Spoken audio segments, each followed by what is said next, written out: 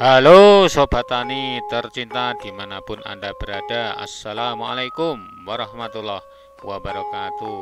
Baiklah, kita lanjutkan pemaparan Profesor Ayah Manjel dalam pola olah lahan. Kali ini masuk pada sesi yang keempat. Tahu-tahu kok sudah keempat. Yang 1, 2, 3 mana? Silakan Anda cari di deskripsi di bawah ini untuk mengikutinya. Begitu, silakan, monggo kita dengarkan pemaparan Ayah Manjel. Bagaimana Kang Gondrong? Jus gandos luar biasa ini nomor 4. Wuhui, alhamdulillah.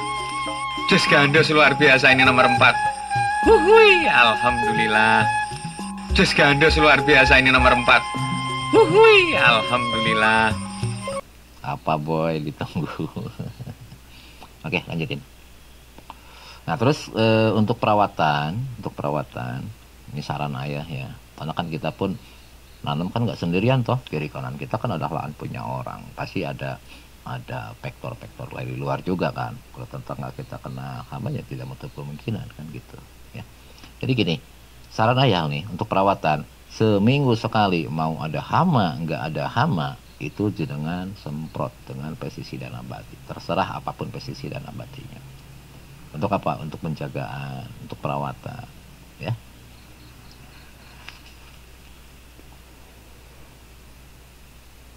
Apa nih? Edi Santoso, untuk ketinggian secara umum, nah itu ya relatif, tiap ketinggian varietas sudah ada. Untuk dataran rendah ada.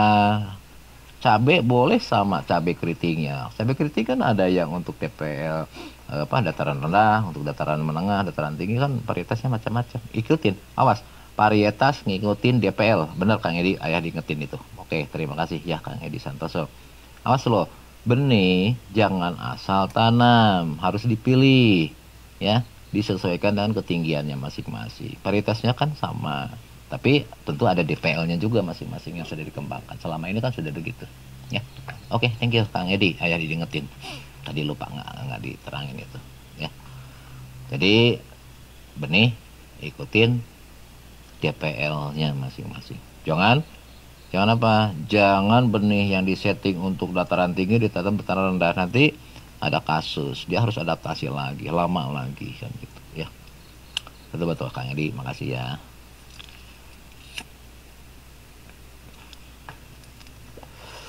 Oke, lanjutin. Nah, sekarang gini. Anggaplah kita sudah selesai benih tadi, udah masuk ke tanaman ya. Nutrisi kita cukupin, tapi saran ayah nih, jenengan biasakan juga masuk perangsang ya. Bisa pakai biotonik, cara bikinnya silahkan buka di grup ya. Bisa pakai yang lain-lain silahkan, terserah ya. Saran ayah, masa vegetatif selain nutrisi masuk juga biotonik. Insya Allah hasilnya luar biasa. Pohon bisa besar-besar ya, bisa tinggi-tinggi.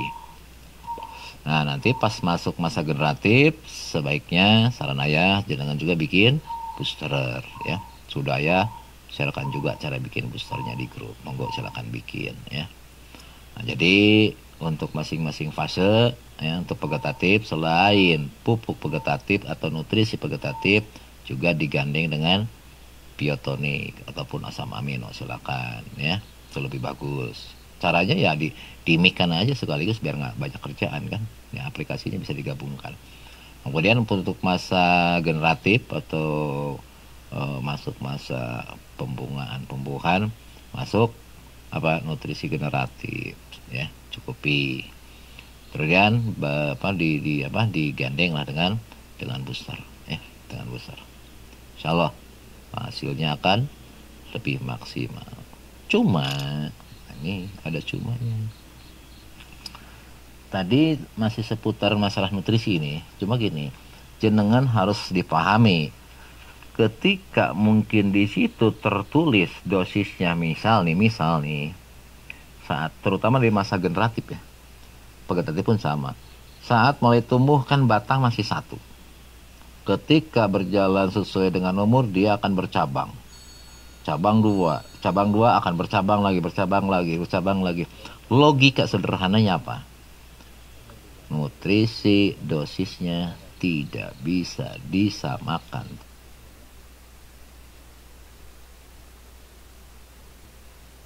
Terus misal seminggu pertama kita masih pupuk sepegat minggu pertama kan masuk, anggaplah dosisnya 1 gelas.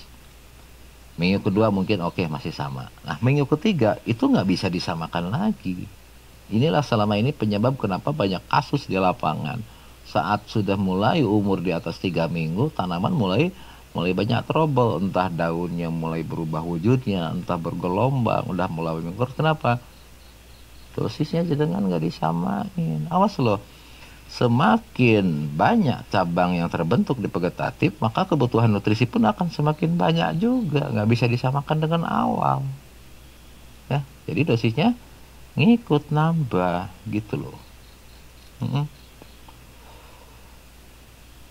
Ketika cabang 1, oke, kemudian keluar cabang 2, dari cabang 2 nanti keluar lagi cabang 3, dan selanjutnya otomatis kebutuhan nutrisinya pun bertambah, tambahin sedikit-sedikit ya.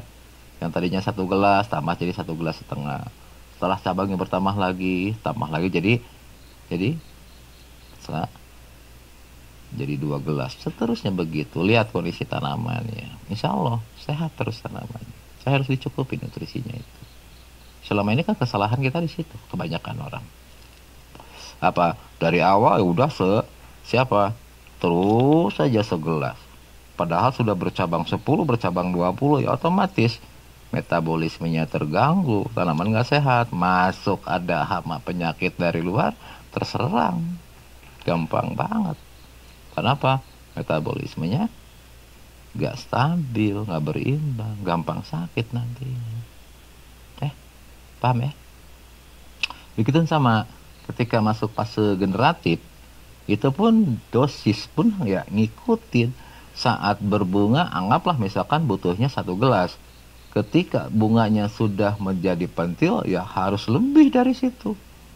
Karena butuh nutrisi lebih banyak untuk pembentukan buah. Setelah jadi pentil mau besar, ya pupuk pun, nutrisi pun ya harus ikut nambah lagi. Bisa jadi 3 gelas nanti. Ya, makanya jangan heran kalau jenengan nanam entah cabai, entah tomat, entah terong, ya, entah itu. Awal bagus, vegetatif kelihatan bagus, bagus semua. Orang sering dipostingkan foto kemana-mana, entah tanaman apapun, termasuk padi hijau royo-royo. Begitu masuk masa generatif, mulai banyak kasus keluar. Ya kan, daunnya udah mulai berubah, mulai keriting dan bla bla bla. Kenapa? Nutrisinya nggak cukup. Kenapa? Karena nutrisinya nggak ngikutin pertumbuhan. Nah, itu kesalahan kita selama ini. Bisa dipahami, ya? Imam Sanseno, vegetatif generatif, masih perlukah Roma? Alah, tadi kan udah tak bilangin, Roma ada hama, nggak ada hama, seminggu sekali harus masuk, titik. Imam Suseno, berarti tadi belum nyimak ya. Ada hama, nggak ada hama, Roma seminggu sekali harus masuk dari awal tanam ya. Oke, lanjut. Itulah kesalahan mendasar selama ini di teman-teman di lapangan. Apa? Dosis pupuk tidak pernah ngikutin pertumbuhan tanaman. Ngawur itu namanya ya. Ibarat gini. Hari ini kita nih bujangan nih, ayah nih bujangan nih misalkan nih, makan pagi cuma 1 piring toh, orang buat sendirian. Nah ketika ayah udah nikah, kan udah punya istri, berdua dong. Apa sepiring masih berdua? Mentang-mentang ada lagu dangdut, sepiring berdua. Mungkin sekali 2 kali oke, tapi kelamaan ya kurang nutrisi, gampang sakit dong nanti kita. Kan gitu. Habis itu punya anak 1, jadi bertiga. Apa masih 1 piring? Kan enggak. Ya nambah juga dong, jadi 3 piring. Buat ayah, buat istri, buat anak. Bisa dipahami. Begitupun tanaman sama. Ya. Saat berbunga, oke, 1 gelas, 1 piring. Saat udah jadi pentil, ya harus nambah dong. Logikanya kayak tadi. Ya. Semakin banyak bunganya, semakin banyak buahnya. Makanya jangan heran, kebanyakan hampir 90% kasus tanaman yang berbuah selalu saat mulai bunga keluar. Mulai banyak kasus, entah di cabai mulai keriting, daun yang mulai mengecil. Kenapa?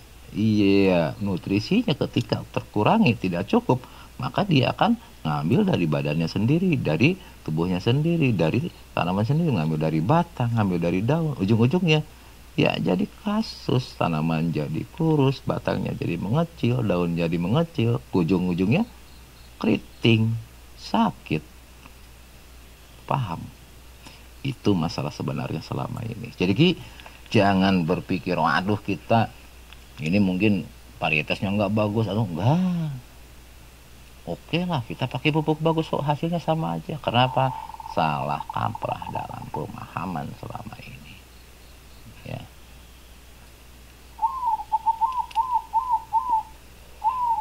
Ya, penyerapan pupuk nutrisi kocer diserapnya siang atau malam, jaga. Itu tergantung jenis tanaman masing-masing, nggak sama ya Pak ya. Tiap tanaman kan karakternya katanya tadi udah dibilang itu nggak sama. Ya. Nggak sama, walaupun yang ditanamnya sama, dia namanya tanaman tumbuhan, tapi tiap varietas, tiap tanaman itu punya karakter masing-masing. Ya. Nanti insya Allah ada di buku panduan ayah ya. Boy Muhlijah.